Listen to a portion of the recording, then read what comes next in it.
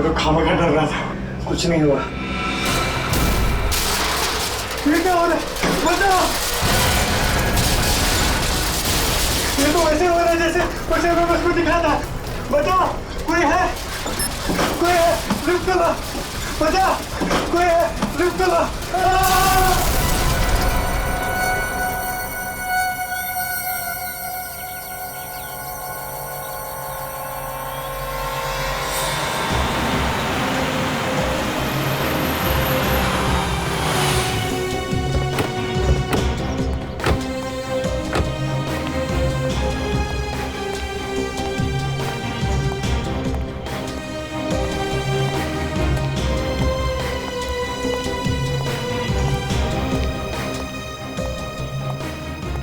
बहुत भीड़ लगी हुई है सर। चलिए चलिए प्लीज हटिए पीछे। क्या हुआ है? माय गॉड, ये हुआ कैसे? सर पता नहीं लिफ्ट नीचे गिर गई और ये आदमी बेचारा मर गया। अचानक ये लिफ्ट नीचे गिर गई? Yes sir. और ये आदमी लिफ्ट के अंदर ही था और मर गया? जी हाँ। कुछ तो गड़बड़ है विनीत, कुछ तो गड़बड़ है। एक काम करो, पूरी मशीनरी, पूरा केबल वगैरह चेक करो अच्छी तरह से लिफ्ट का। देखो किसी ने कुछ हरकत की है क्या। एक बात बताओ, किसी ने भी लाश को हाथ तो नहीं लगाया?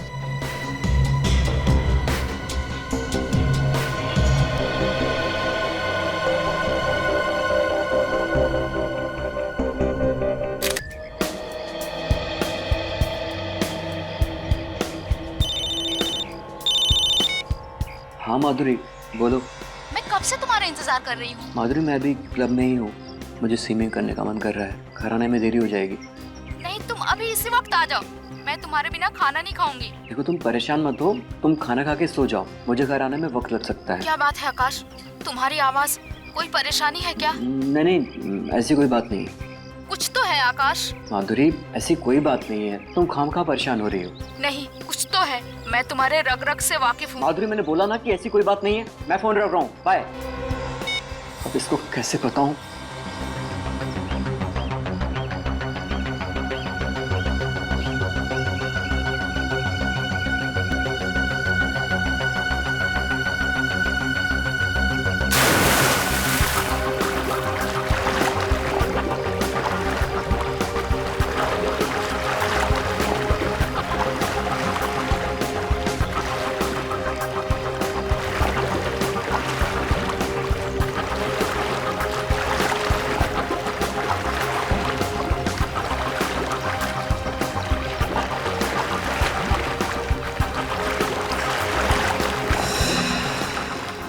क्या हो रहा है? मेरे हाथ पे काम क्यों नहीं करे? कोई है? बताओ मुझे, कोई है? बताओ मुझे।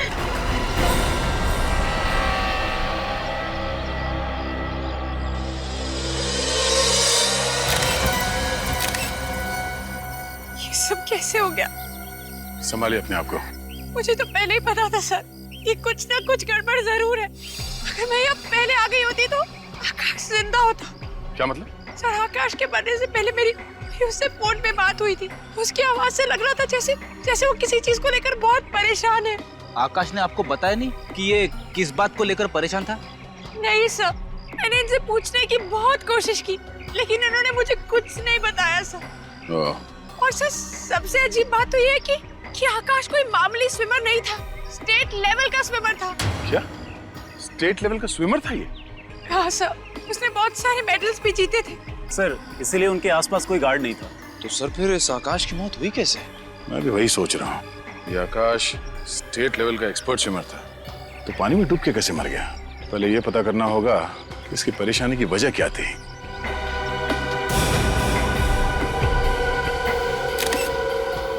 मोबाइल किसका? ये तो आकाश का ही फोन है। निखिल सर, तो देखो, देखते हैं इसके मोबाइल से कुछ पता चलता है क्या।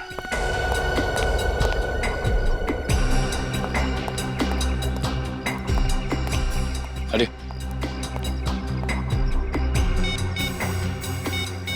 आज एक एमएमएस आया। एमएमएस? सर किसका है? किसी अननोन नंबर से एमएमएस आया है, देखते हैं।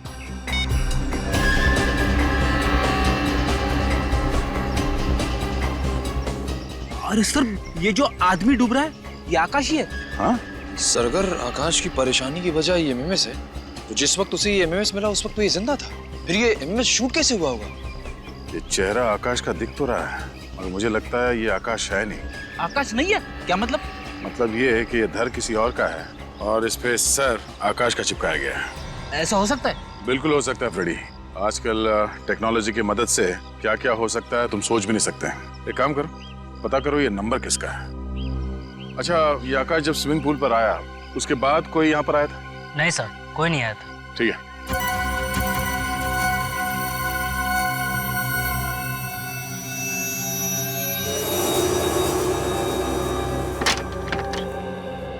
जी तारिका जी, क्या बताना चाहती हैं आप अशोक के खून के बारे में? भाई साहब, ये तारिका जी नहीं, मैं बताऊंगा। सर, मैं तारिका जी से बात कर रहा हूँ, आप बीच में घुसे चले आ रहे हैं। मैं बीच में इसलिए घुसा चला आ रहा हूँ क्योंकि रिपोर्ट मेरे पास है, इसलिए मैं बताऊंगा। अच्छा, रिपोर्ट आपके पास है? जी। अब बताइए, आपको रिपोर्ट से मतलब है या तारिका जी से मतलब है? मतलब तो तारिका जी से ही है। रिपोर्ट आप बता दीजिए। ठीक है, तारिका जी से पूछ। अरे सर, एक मिनट, आप तो गुस्सा हो गए सर। प्लीज रिपोर्ट बता दीजिए, एसीपी साहब इंतजार कर रहे हैं। इस आकाश के खून में एलएसडी मिला है। सर, वही एलएसडी जो एक ड्रग है?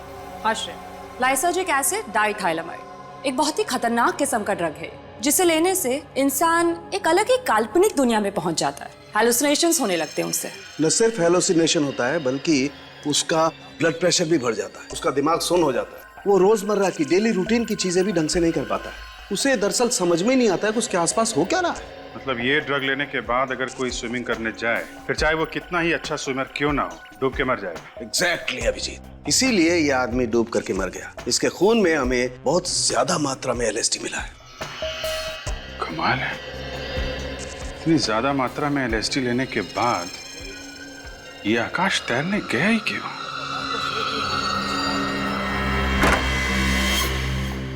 समझ में नहीं आ रहा है कि ये लोग नशे के चक्कर में फंस कैसे जाते हैं। 2 पल के नशे के चक्कर में आकाश ने अपनी जिंदगी गंवा दी और अपने परिवार वालों का भविष्य अंधेरे में धकेल दिया। सर, फिर भी अभिजीत, मुझे लगता है कि आकाश ने वो ड्रग नहीं लिया था, उसे ड्रग दिया गया था। ड्रग दिया गया था ताकि जब वो स्विमिंग करने जाए तो डूबकर मर जाएगा। सर, ये काम जरूर उसी का होगा जिसने आकाश के मोबाइल पे वो वीडियो भेजा था। विनीत, क्या पता चला एमएमएस के बारे में? सर, निखिल गया मोबाइल कंपनी पता करने के लिए। अभिजीत, मुझे तो लगता है जिसने भी आकाश को ये एमएमएस भेजा ना, वो ना सिर्फ उसे डराना चाहता था बल्कि ये बताना चाहता था कि आकाश देख, मैं तेरे साथ ये करूंगा। और फिर वैसे ही किया, उसे डुबो के मार दिया। हाँ निखिल, उस नंबर का पता चल गया? किसका नंबर है वो? ओके सर, उस नंबर का पता चल गया जिससे आकाश को वो एमएमएस भेजा गया था। किसका नंबर है वो?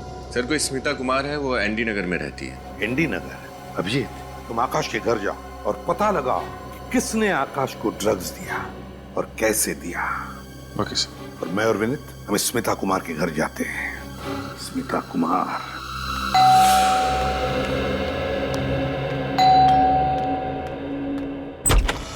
साहब, आप लोग?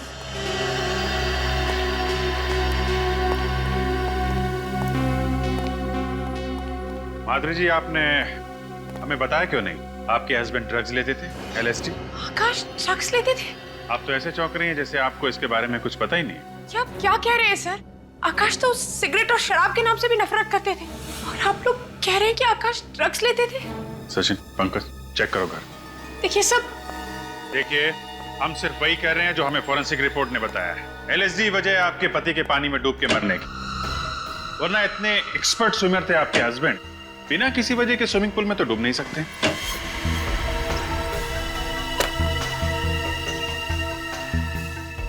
देखिए सर, आकाश और मैं 8 साल से एक साथ रह रहे थे।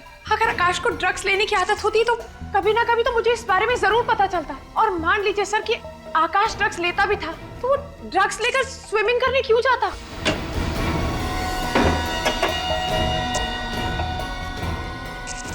तो आप ये कहना चाहती हैं कि किसी और ने आकाश को ड्रग्स दी, शायद खाने पीने की चीजें मिला के, धोखे से?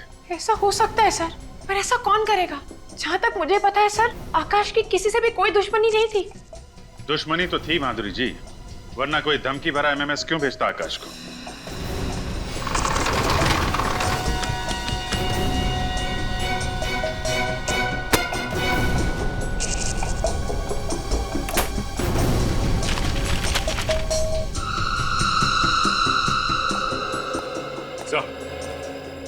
हाँ सच। ये देखिए सर, ये बाथरूम में कलोन की बोतल मिली है जिसमें कैप्सूल छुपा के रखे गए।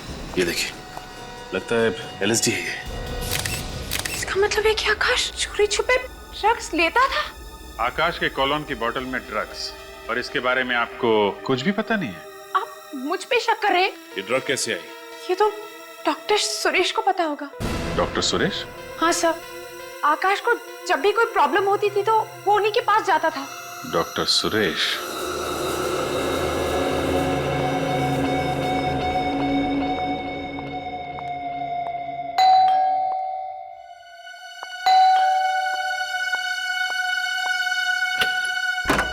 जी कहिए। अरे देखिए, अगर आप इंश्योरेंस से आए तो मैं आपको बता दूं कि मैंने इंश्योरेंस करवा लिया है। आपने तो अपनी जान का इंश्योरेंस बनवा लिया। उन लोगों का क्या जिनकी जानें ली थी, उनके इंश्योरेंस का क्या? ये क्या बकवास कर रहे हैं आप? बकवास नहीं कर रहे हैं, पूछताछ कर रहे हैं। हम लोग CID से। CID? जी हाँ, CID। एक बात बताइए, क्या तुमने किसी आकाश नाम के आदमी को अपने मोबाइल से MMS भेजा था? MMS? जी हाँ, MMS, जिसमें आकाश पानी में डूबता हुआ दिखता है, वो MMS भेजा था? मैंने किसी आकाश नाम के आदमी को कोई MMS नहीं भेजा। तो फिर 1029029005 ये मोबाइल नंबर आपका ही है ना? जी हाँ सर, ये मेरा ही नंबर है। लेकिन मैं आपको एक बात बता दूं कि मेरा फोन तो कल ही चोरी हो गया था। फोन चोरी हो गया था इनका? बहाना अच्छा है। सर ये कोई बहाना नहीं है। अच्छा आप 1 मिनट रुकिए।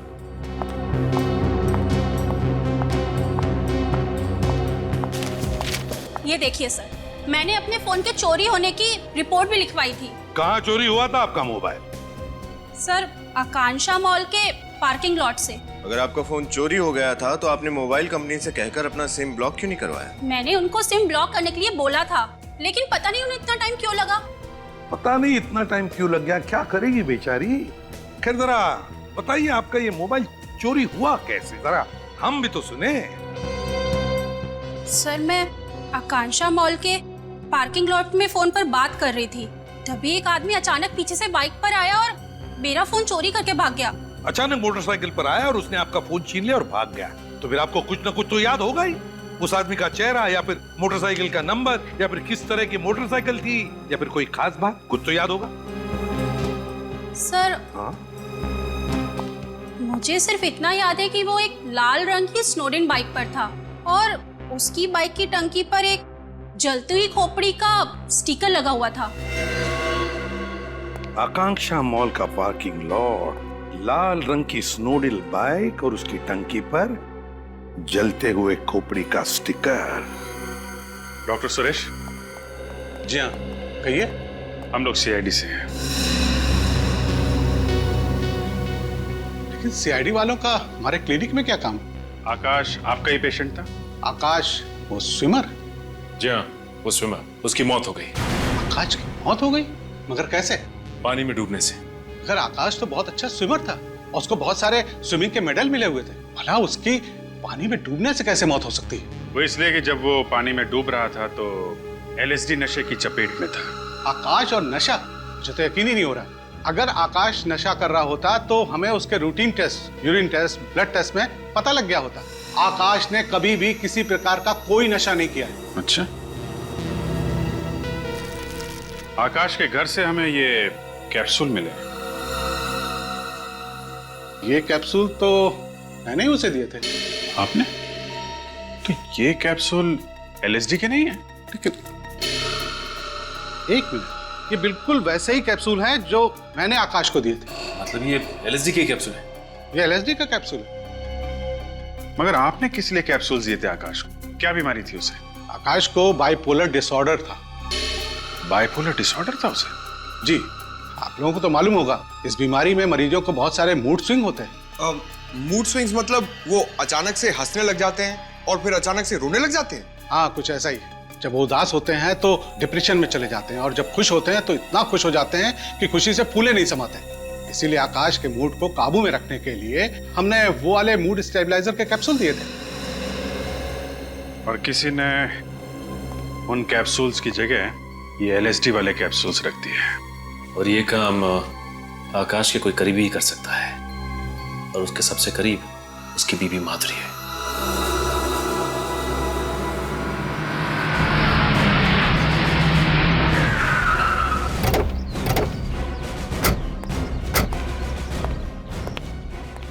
हमें एक बाइक के बारे में पूछताछ करनी है। पूछताछ करना चाहते हैं साहब? ये कोई पूछताछ केंद्र थोड़ी ना है साहब। मेरे पास फालतू टाइम नहीं है। टाइम पास करना है तो कहीं और जाइए। सीआईडी का नाम सुना है कभी? माफ कीजिएगा साहब, गलती हो गई। तब बताओ। कल दोपहर को 1 बजे एक आदमी आया था बाइक पर। उसने एक औरत का मोबाइल चुराया और फिर भाग गया। वो कुछ याद आता है? लाल कलर की स्नोडेल बाइक थी और उसकी टंकी पर एक स्टिकर लगा हुआ था जली हुई खोपड़ी का।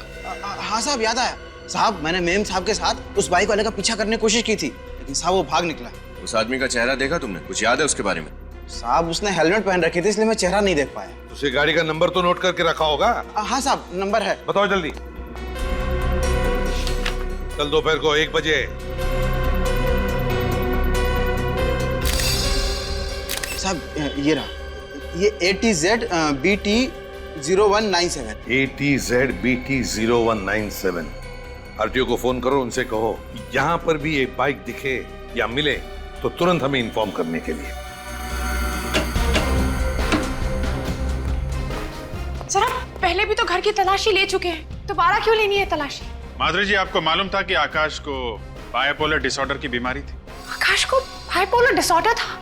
जी हाँ, डॉक्टर सुरेश ने हमें सब कुछ बता दिया है। मगर सर, अगर आकाश को बाइपोलर डिसऑर्डर था तो उसने मुझे बताया क्यों नहीं, छुपाया क्यों मुझसे? पीछे ही चिपका रहेगा क्या? जरा वहां जा।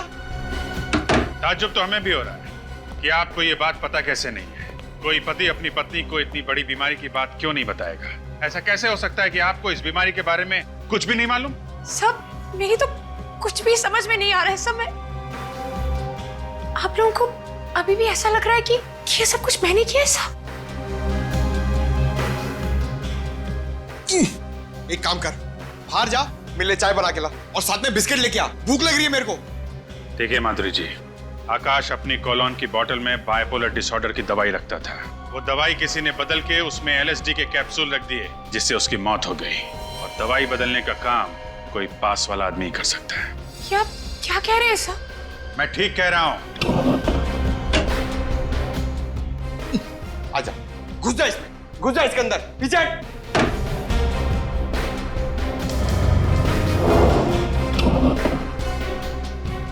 मैं आकाश को क्यों मारूंगी? मैं तो बहुत प्यार करती थी उससे। और आप यकीन माने या ना माने, मैं अपने आप को अभी भी समझा नहीं पा रही हूँ कि आकाश इस दुनिया में नहीं रहा। सर जरा जल्दी यहाँ पे आइए।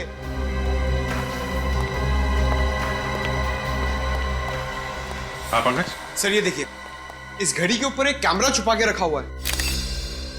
ओह, तो ये कैमरा सीधे बाथरूम पे नजर रख रहा है। हाँ सर, और ये आकाश जब बाथरूम का दरवाजा खोलकर अपनी दवा खाने जाता था तो ये कैमरा वहां से सब कुछ रिकॉर्ड करता होगा। और इसी बात का फायदा उठाकर खूनी ने उसकी दवाओं से वो LSD के कैप्सूल्स बदल दिए, जो कि दिखने में बिल्कुल वैसे ही दिखते थे।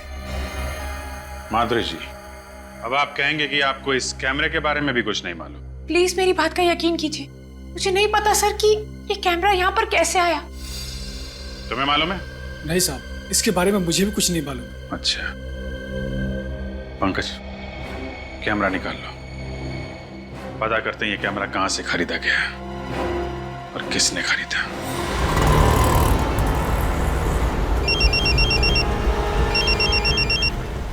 हेलो निशान, बाइक मिल गई? कहाँ पर? त्रिपोलिया बाजार। ठीक है, हम अभी आते हैं। अच्छा, लेकिन हम तुम्हें पहचानेंगे कैसे? पिस्ता कलर का शर्ट पहना है तुमने और डार्क पैंट। ओके, विनीत गाड़ी घुमा लो आप।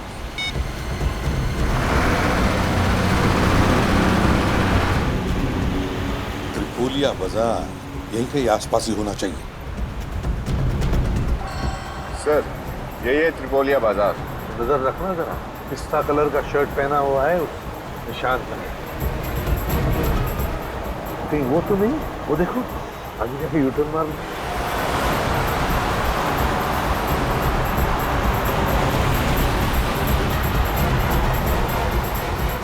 निशान,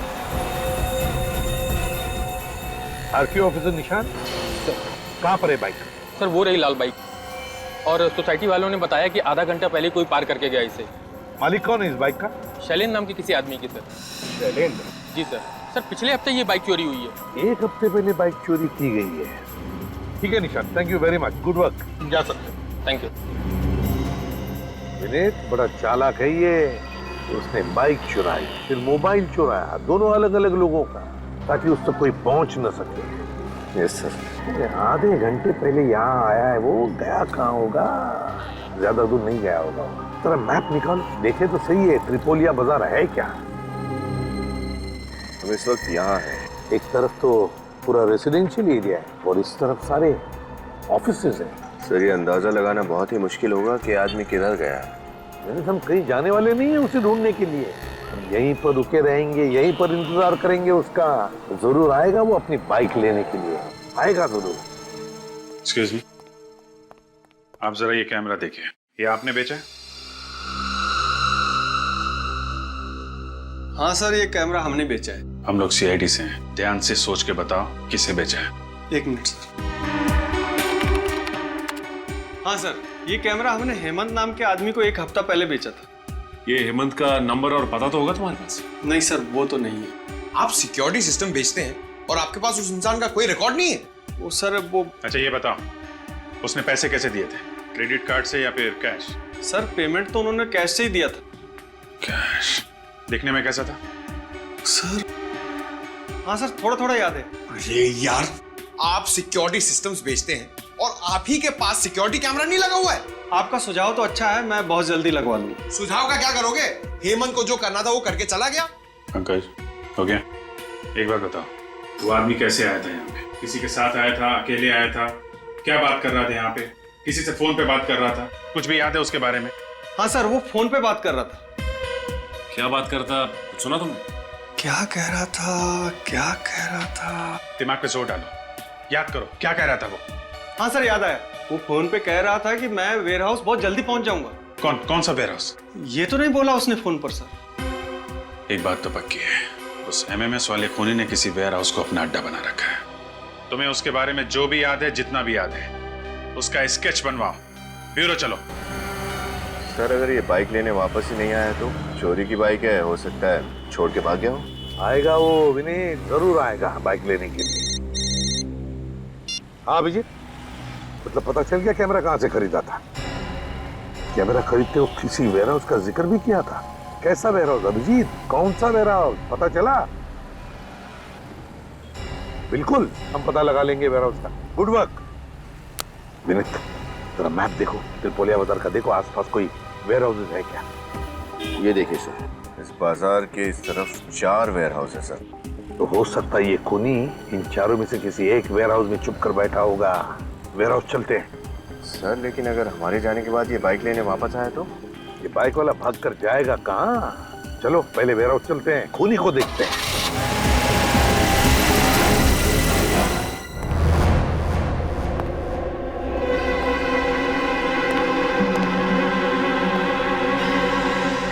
पहले 3 वेयर हाउसेस में तो कोई गड़बड़ नहीं थी। पता नहीं क्यों मुझे ऐसे लगता है कि खूनी इसी वेयर हाउस में मिलेगा।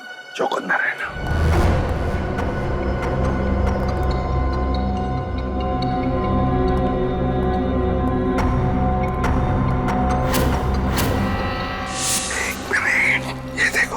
पैरों के निशान। सर ये निशान देखकर तो लग रहा है निशान ताजे हैं। हाँ। कोई अभी जल्दी में यहाँ से आ गया है।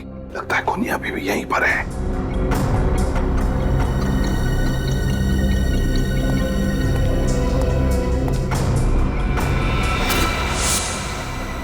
लैपटॉप, और फिर यहाँ पर कोई भी नहीं। ये भाग तो नहीं गया। लैपटॉप खोलो और देखो, देखो क्या है लैपटॉप पर।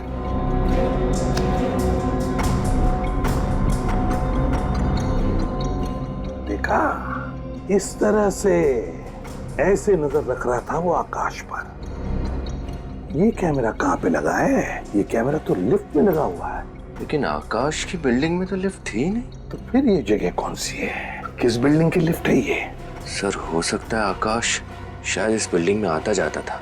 या तो ऐसा भी हो सकता है कि आकाश के अलावा वो किसी और पर भी नजर रख रहा था और शायद उसका खून करना चाहता है, और वो जो भी है इस बिल्डिंग में रहता है। कौन सी जगह हो सकती है? ये देखो, लिफ्ट खुल गई। देखो लिफ्ट के सामने बोर्ड लगा हुआ है, आनंद मोहन हाउसिंग सोसाइटी।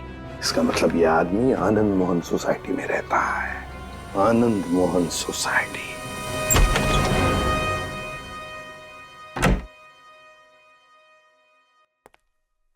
हाय। हाय। एमएमएस? ये किसने भेजा? अननोन नंबर लग रहा है, देखते हैं। ये क्या है? ये लिफ्ट के अंदर कौन जा रहा है? कहिए, मैं तो नहीं। लिफ्ट तो नीचे जा रही है। ये तो यही लिफ्ट लग रही है। नहीं, मैं कैसे हो सकता हूँ? रोहित, रिलैक्स रोहित, कुछ नहीं होगा। अभी लिफ्ट आएगी, अब तुम लिफ्ट के अंदर जाओगे। ये एमएमएस सिर्फ एक मजाक है, ठीक है? अब लिफ्ट आएगी और तुम अंदर जाओगे।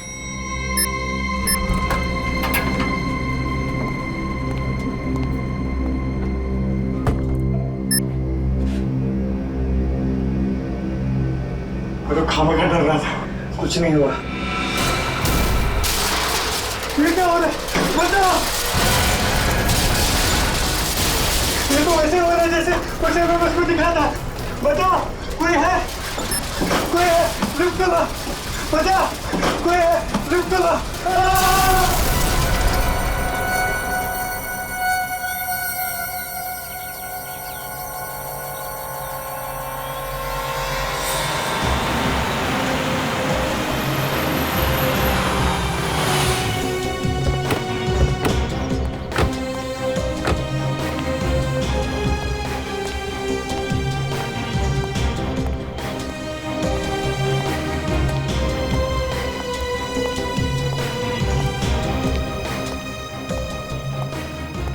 बहुत भीड़ लगी हुई है सर। चलिए चलिए प्लीज हटिए पीछे। क्या हुआ है? माय गॉड, ये हुआ कैसे? सर पता नहीं, लिफ्ट नीचे गिर गई और ये आदमी बेचारा मर गया। अचानक ये लिफ्ट नीचे गिर गई? Yes sir. और ये आदमी लिफ्ट के अंदर ही था और मर गया? जी हाँ। कुछ तो गड़बड़ है विनीत, कुछ तो गड़बड़ है। एक काम करो, पूरी मशीनरी, पूरा केबल वगैरह चेक करो अच्छी तरह से लिफ्ट का।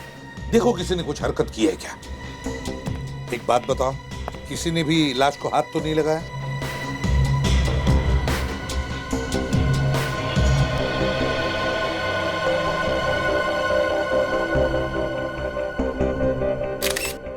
तो Rohit Kumar.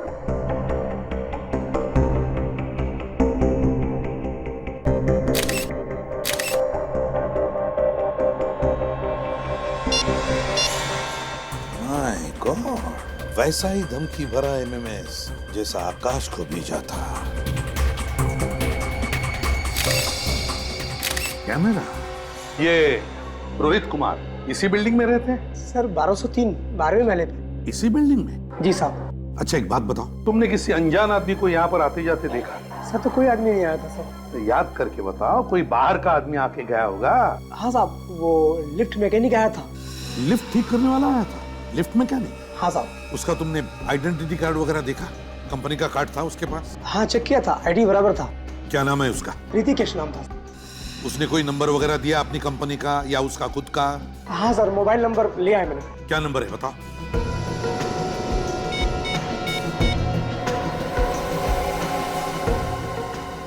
Damn it, phone उठा नहीं रहा है, जरूर गलत नंबर दिया होगा। सर। हाँ सर, ये लिफ्ट अपने आप नीचे नहीं गिरी, इसके साथ छेड़खानी हुई है। यही शक था मुझे। लिफ्ट मैकेनिक बनकर आया था।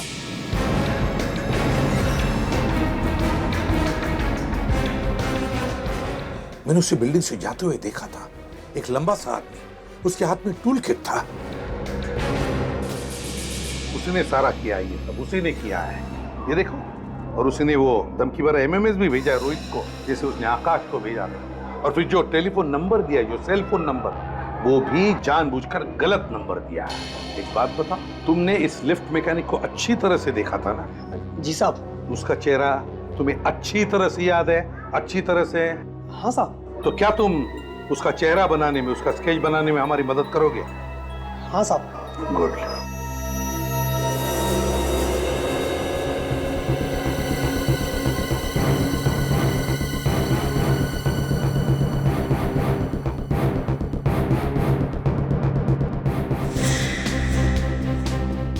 स्केच तैयार हुआ? सर एक लगभग रेडी है, दूसरा तैयार हो रहा है। एक बार दोनों स्केच बन जाए सर, पता चल जाएगा ये दोनों खून आपस में जुड़े हुए हैं या नहीं। है, कनेक्शन है। पहले रोहित और आकाश को एमएमएस भेजा गया, फिर एमएमएस देखने के बाद इन दोनों का खून किया गया। आकाश को पानी में डुबो के मारा गया और रोहित को लिफ्ट में। दोनों के खून में कोई ना कोई संबंध जरूर है। रोहित और आकाश के बारे में पता लगाना चाहिए। सर श्रेया लगी हुई है, बस डिटेल्स लेके आने वाली है। सर, हाँ, दोनों स्केच तैयार हो गए सर। सर, ये स्केच इन्होंने बनवाए और ये स्केच इन्होंने बनवाए। अभिजीत, क्या लगता है तुम्हें इन स्केचेस को देखकर?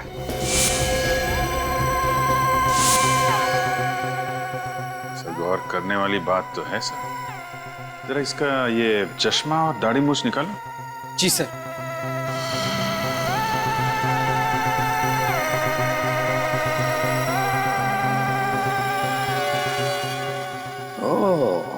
तो ये बात है, ये दो अलग अलग आदमी नहीं बल्कि एक ही आदमी है और इसी आदमी ने वो दो खून किए हैं। विनीत, हमारे क्रिमिनल रिकॉर्ड्स में देखो कुछ पता चलता है क्या इस आदमी के बारे में। आप लोग भी जा सकते हैं। Thank you very much. जी सर। सर, हाँ सर आकाश और रोहित के बीच क्या कनेक्शन है उसके बारे में पता चल गया। अच्छा, क्या? सर आकाश एमवी के कॉलेज में पढ़ता था और रोहित स्टेनी कॉलेज का स्टूडेंट था। आकाश एमवी के कॉलेज में पढ़ता था और रोहित स्टेनी कॉलेज में। Yes sir. सर 2005 में इन दोनों कॉलेजेस ने अपने थर्ड ईयर स्टूडेंट्स को शिमला भेजा था एक समर कैंप के लिए। आकाश और रोहित दोनों इस समर कैंप में गए थे। Shimla summer camp 2005। ये चक्कर है सर, इस मौत की कहानी का पहला पन्ना समर कैंप में लिखा गया था, शिमला में। और क्या पता चला श्रेया इस समर कैंप के बारे में? सर मैंने एमवी के कॉलेज के प्रिंसिपल से आज 3 बजे की अपॉइंटमेंट ले ली। सर उसी कॉलेज के एक प्रोफेसर भी उस समर कैंप में गए थे, वो भी आज उस मीटिंग के लिए वहां मौजूद रहेंगे। Very good work Shreya, very good work. Sir, हाँ सर मिल गया। सर इसका नाम राजा है, पहले भी बहुत सारे जुर्म किए हैं इसने और कई बार जेल भी जा चुका है। राजा, पता लगाना पड़ेगा इस राजा का महल कहां पर बना है और फिर एमवी के कॉलेज से भी पता चल जाएगा क्या हुआ था उस समर कैंप में। नमस्ते सर। आइए आइए, मैं आप लोगों का इंतजार कर रहा था और ये है यहाँ के प्रोफेसर जिसे आप मिलना चाहते हो। नमस्ते सर। नमस्ते। तो आप ही इन बच्चों को 2005 में शिमला के समर कैंप लेके गए थे? जी। ओके। प्रोफेसर साहब जरा ये फोटो देखिए, इन दोनों को पहचानते हैं आप? हाँ, इसे मैं अच्छी तरह से पहचानता हूँ। ये आकाश है और ये शायद रोहित। अरे वाह, आपकी याददाश्त तो काफी अच्छी है। 8 साल बाद भी आप इनको इनके नाम से पहचानते? दरअसल मुझे सबके नाम तो अच्छी तरह से याद नहीं है, मगर इन चारों के नाम मुझे अच्छी तरह से याद है। 4? कि हमने तो आपको 2 ही फोटोग्राफ दिखाए। इन दोनों के साथ में 2 लड़के और थे उस शिमला वाले समर कैंप में। क्या नाम था उसका? यस, विशाल और अमन। विशाल और अमन? हाँ, अमन उस समर कैंप में ड्रग्स का इस्तेमाल करते हुए पकड़ा गया था। अमन ड्रग्स लेता था? और पकड़े जाने पर उसने आकाश, विशाल और रोहित पे इल्जाम लगा दिया कि वो तीनों उसे फंसा रहे हैं। अच्छा, फिर क्या हुआ? फिर कुछ नहीं। अमन के इल्जाम झूठे साबित हुए और उसके कॉलेज वालों ने उसे निकाल दिया। हाँ, ये चक्कर है। लगता है ये अमन 8 साल के बाद नींद से जागा है बदला लेने के लिए और इस राजा के साथ मिलकर ये सब खून कर रहा है। प्रिंसिपल साहब, ये रोहित और अमन का एड्रेस मिल सकता है ना? हाँ जरूर इंस्पेक्टर साहब, मैं इन दोनों का कॉलेज से पता करके आपको बताता हूँ। प्लीज जरा जल्दी कीजिएगा, किसी की जिंदगी और मौत का सवाल है।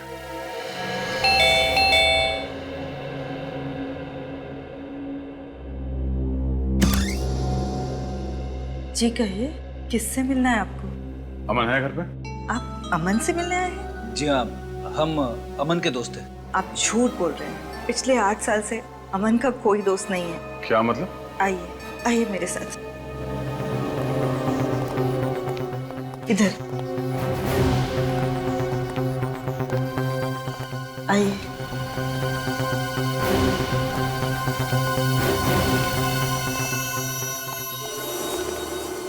ये है अमन।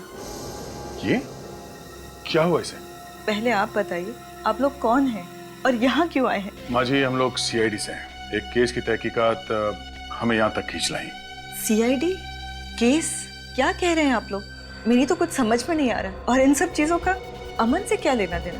8 साल पहले अमन जिस समर कैंप में शिमला गया था, उसी समर कैंप में आकाश और रोहित नाम के 2 स्टूडेंट्स थे।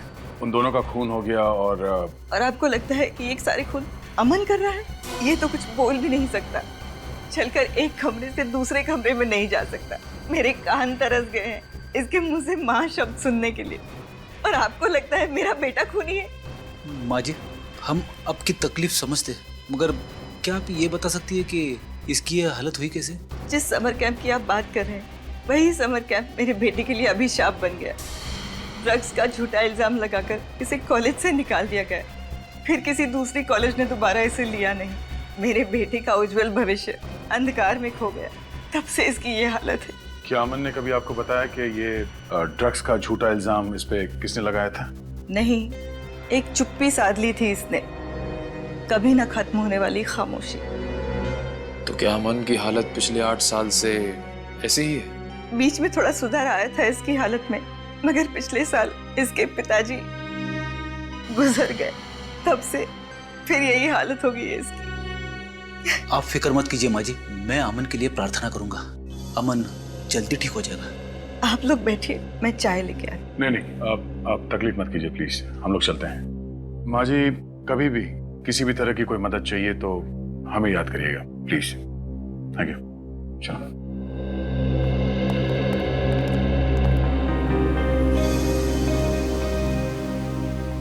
सर, अमन इस हालत में है ही नहीं कि वो किसी का खून कर सके। इसका मतलब कोई ऐसा इंसान है जो अमन की इस हालत का बदला लेना चाहता है। हाँ फ्रेडी, जरूर आकाश, रोहित और विशाल ने अमन को फंसाया होगा। इस खूनी का अगला शिकार विशाल ही होगा। पंकज, बिल बजाओ। बजाओ।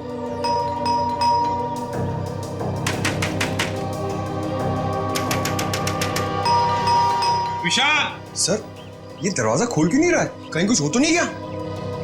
गैस की बदबू आ रही है। मास्क पहन लो, मास्क पहन लो। विनीत। Yes sir. मस्जिद से दरवाजा खोलो। पंकज, पंकज देखो गैस कहां से आ रही, बंद करो।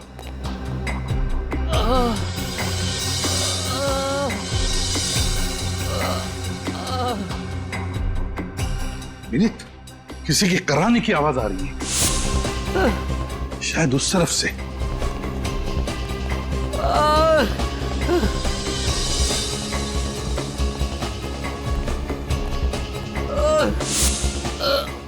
My God.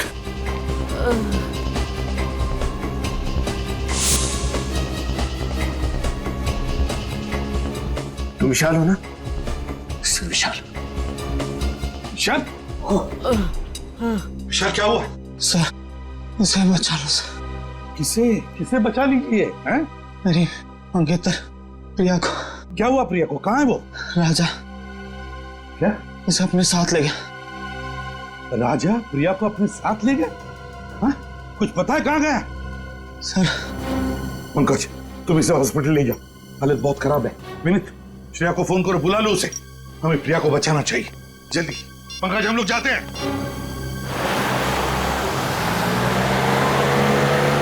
वो देखो, वहां कोई है।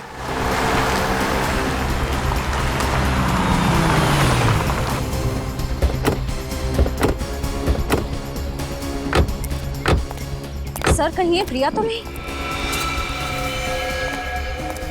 प्रिया, तुम ठीक हो? उठो आराम से। आप लोग? हम सीआईडी से। तुम ठीक हो ना? मैं ठीक हूँ। संभालो इसे।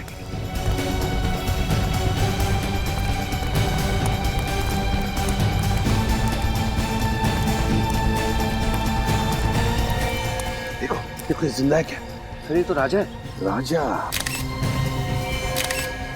ये तो मर चुका है सर। समझ में नहीं आता। गाड़ी यहाँ पर क्रैश हुई है, राजा यहाँ मरा पड़ा है, वो प्रिया वहां पर है। ये सब हुआ कैसे होगा?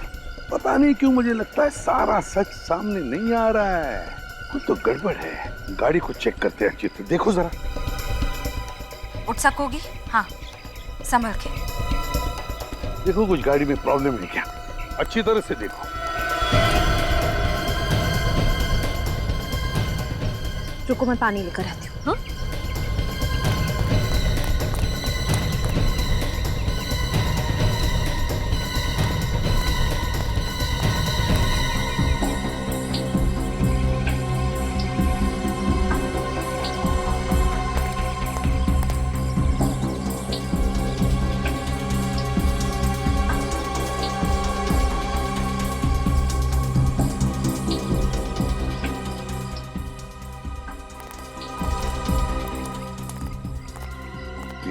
अब कैसी हो? मैं बिल्कुल ठीक हूँ सर। आप लोगों ने मेरी जान बचाई, इसका एहसान मैं जिंदगी भर नहीं भूल पाऊंगी। अरे नहीं, लेकिन ये सब हुआ कैसे? हाँ, मैं और विशाल घर पर टीवी देख रहे थे, तभी अचानक घंटी बजी। मैंने दरवाजा खोला तो ये जबरदस्ती घर के अंदर घुस आया। विशाल को मारने लगा, कहने लगा कि कोई पुराना कर्म है जिसकी सजा इसे चुकानी ही होगी। फिर क्या हुआ? फिर विशाल को अधमरा करके किचन की ओर चला गया गैस ऑन करने के लिए। फिर मुझे जबरदस्ती अपने साथ ले जाने लगा। कह रहा था कि मेरे साथ क्या करना है इसका फैसला उसका बॉस ही करेगा। बॉस? मतलब राजा का कोई बॉस भी है? हाँ सर, मैं बहुत रोई, बहुत चिल्लाई, अपने आप को बचाने की मैंने बहुत कोशिश की, लेकिन ये जबरदस्ती मुझे अपने साथ ले आया। मगर एक बात समझ में नहीं आई प्रिया कि ये एक्सीडेंट कैसे हुआ? मैंने भी हार नहीं मानी सर। ये ड्राइविंग सीट पर बैठा था, मैंने स्टीयरिंग व्हील इस बड़े से पत्थर की तरफ घुमा दिया। मैं गाड़ी से कूद गई, गाड़ी इस पत्थर से जा टकराई और शायद तभी इसकी मौत भी हो गई। मतलब राजा ड्राइविंग कर रहा था, फिर प्रिया ने पूरी स्टीयरिंग व्हील ऐसे घुमा दी और गाड़ी को क्रैश कर दिया। सर राजा तो मर गया, अब उसके बॉस तक कैसे पहुंचेंगे हम? बॉस तो मिल गया विनीत, बॉस तो सामने ही है। बॉस सामने है? मतलब बॉस सामने है, सामने। विनीत सर, ये दोनों सीट देखो। ये सीट तो बहुत आगे है। हाँ, ड्राइवर की सीट बहुत ही आगे है। इसका मतलब समझ गए? विनीत,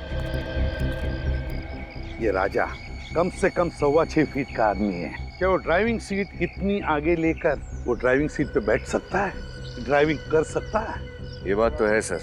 समझ गए?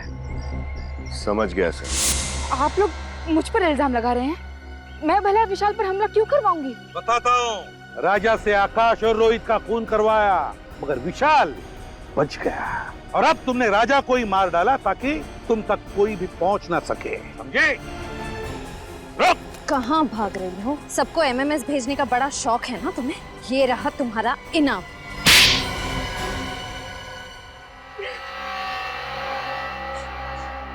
हाँ, मैंने ही आकाश, रोहित और राजा को मार डाला। विशाल को भी मार डालते अगर आप लोग उसे बचा न लेते तो। बहुत अफसोस हो रहा होगा, है ना, कि चौथा खून कर नहीं पाई। क्यों? विशाल को मार डालती तो मेरा बदला पूरा हो जाता। कैसा बदला? अमन का बदला। बहुत प्यार करती थी मैं अमन से, कितने सुहाने सपने देखे थे हमने हमारे भविष्य को लेकर, लेकिन उन तीनों ने अमन की क्या हालत कर दी। आज मेरा मन अपनी प्रिया को पहचानता तक नहीं है। अमन की इस हालत के लिए वो तीन जिम्मेदार कैसे? 8 साल पहले शिमला के समर कैंप में उन तीनों ने जबरदस्ती अमन को शराब पिलाई। उस बेचारी को तो पता तक नहीं था कि उस शराब में ड्रग्स मिला रखी थी। उस ड्रग्स की मात्रा इतनी ज्यादा थी कि हमें तभी अमन को हॉस्पिटल लेकर जाना पड़ा। पूरे कॉलेज में अमन की बदनामी हुई कि अमन ड्रग्स लेता है। उसे कॉलेज से भी निकाल दिया, कहीं और एडमिशन नहीं मिला उसे। इस बात का उसे इतना गहरा सदमा लगा कि आज तक वो। फिर अमन की इस हालत का बदला लेने की तुमने ठान ली? हाँ, मैंने ही राजा को तीनों को मारने की सुपारी दी थी। एमएमएस भेजे और काम खत्म हो जाने के बाद मैंने खुद ही राजा को ऊपर पहुंचा दिया। उस एमएमएस में राजा ही था ना जो डूबने की एक्टिंग कर रहा था? जी। अमन के साथ जो कुछ हुआ वाकई बहुत बुरा हुआ, इसका अफसोस है हमें, लेकिन जुर्म की आग को बदले की आग नहीं बुझा सकती। 3 खून किए तुमने और खूनियों की मंजिल एक ही है, फांसी का फंदा।